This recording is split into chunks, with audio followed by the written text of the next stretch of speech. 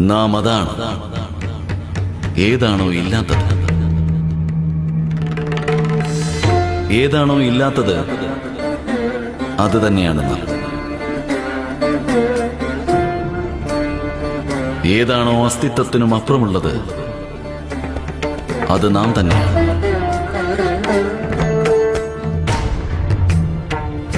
ഏതാണോ ദൃഷ്ടിയിൽ കാണുന്നത് അത് സൃഷ്ടിയാണ്.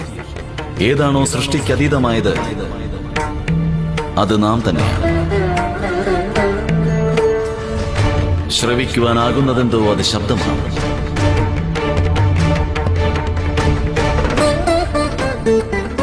ഏതൊരു ശബ്ദം അദൃശ്യമാണോ നാം അത് തന്നെയാണ്.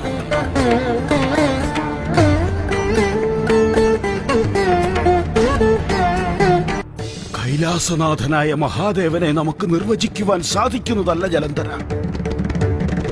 അദ്ദേഹം നിർഗുണനും സഗുണനുമാണ്. നിരാകാരനാണ് അദ്ദേഹം.